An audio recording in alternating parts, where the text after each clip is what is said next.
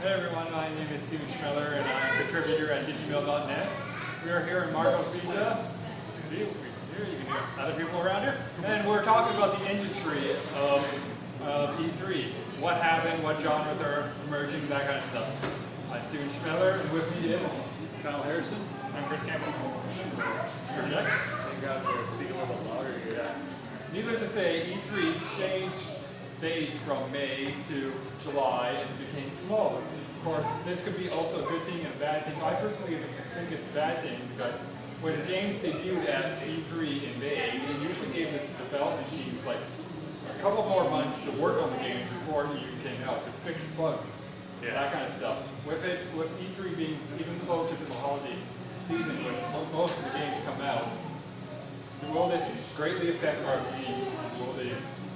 Will it have a bad effect on us? Well, I don't know if it's a bad effect on actual game sales because it's something closer, so people are going to be like, oh, that's coming out really soon, I better get a system now. Yeah, like Metroid Prime coming out in August. Yeah, like that's... And Halo 3 coming out in just 11 weeks. And not to mention, I think the change of face from E3 is actually a good thing because remember back in the old E3s, if you had the flashier booth, you got the most attention. Yeah, like small guys are like, oh, we can spend like $5,000 on a cool looking booth. Sony, Microsoft, like, yeah, we'll spend $5 million. Yeah, there you go. I mean, look at Nokia. Vitamins. Look at Nokia. They got a lot of unnecessary attention just because of the women running around with keys, holding their crappy N-gauge. Yeah. But like, there was no reason. Was the NH2 at E3? No, the N-gauge 2, I don't think it was at the C3. Or was it? I must have missed that. I don't think I didn't see that. But I think we can all join in the laugh at N-gauge. Another good thing about the old E3 was they got a lot of good media coverage. It goes all over the news and stuff like that. It was on TV. It was constantly streaming on GameSpot.com. No one wanted to see like really happening. But it's just, like if you're a hardcore gamer, you knew about it. But otherwise. What kind of emerging genres do you think are really coming out of the box now? Unfortunately, I didn't know that first-person shooters are huge already. But I think we're seeing that musical titles like Guitar Hero, Rock Band, and Dance Revolution and Boogie are coming out. Well, that's the exact reason why people are eating up the Wii right now. They want to be in the game, right? And with games like Guitar Hero, they feel like they're a part of the band.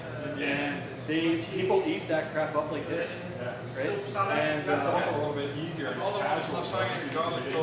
You don't need to be an expert gamer to play Guitar Hero. It's just more fun. I mean, let's mention for a moment here, Rock Band. People are going to eat that up. Yep. Once they see people playing it, they want to play it. Yeah. I might get it. I'd rather just play Guitar Hero. I'm not saying it won't be successful. Like it will be for sure. I definitely want to try it out. Yeah. I want to try my hand at singing, playing the drums, playing the bass. And the cool thing, does the PS3 come with a headset? Yeah, it's Warhawk. Oh, that's when you buy it, it's a free headset. All I know is that while you still can buy a USB mic for this program, or for this game, I do know that the Xbox 360 Live headset works as the local thing, so you've already got your start there if you prize to be a vocalist. Yeah. I definitely like to see, like you were saying earlier, online battle the bands for Rock Band and Guitar Hero 3. I know there's online battles for Guitar Hero 3. Yeah. Rock Band would be cool. Like that makes me interested in it. If anybody doesn't know, Rock Band allows you to play as a vocalist, a guitarist, a bassist, and a drummer. And We could start a band right now. We just need a support person. yeah, well, you can start a band as a local, or you can go online and form a band online. And so if Harmonix, they said this is the game they want to make. This is their game of their dreams. If it really was, they would make a Battle of the Bands online mode. That would be interesting. I really don't think it's that far off from reality. Truth be told, I think latency has seen drastic improvements, and I think it's totally possible. Where you could even play Pokemon online on your DS. Or That's about wires and there's still no lag, so yeah. even PSP has online games with no lag. Yeah, like I can connect. Like I've showed you this in school one time. Like I can open my PSP and connect to my PS3 hard drive from anywhere in the world as long as there's internet there. And there's not really any lag. A little bit, but it's nothing Nothing too major. Yeah. And And while Microsoft doesn't have a handheld, you can still hook up to your PC through via wireless network or wired network. You can get a PS3 too. Yeah. PS3 has handhelds. I know. Shut up. Hey, I'm just saying it's media centered.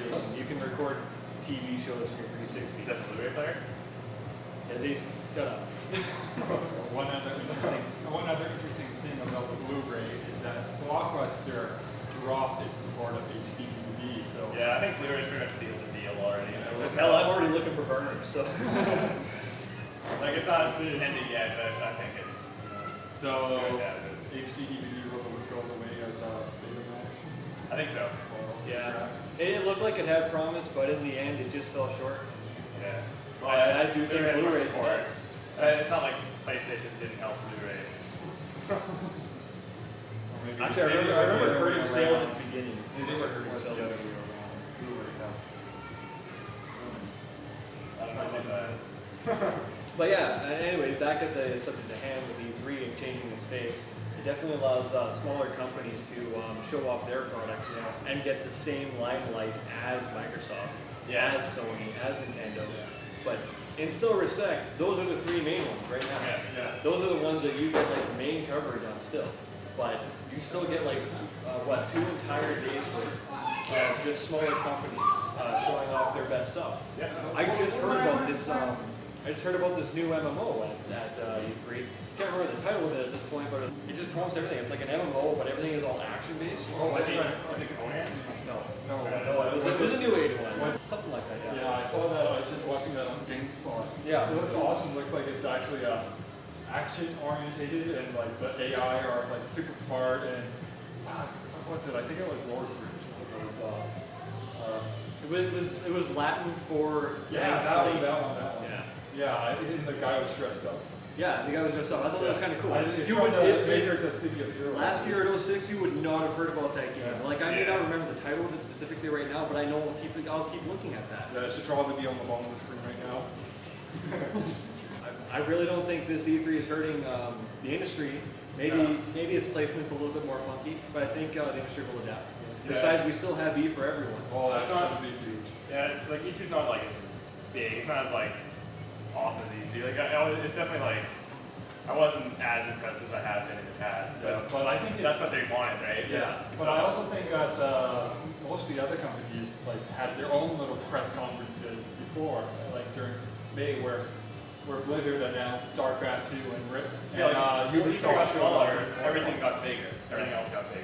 Less is more. And this still allows for some mudslinging and play.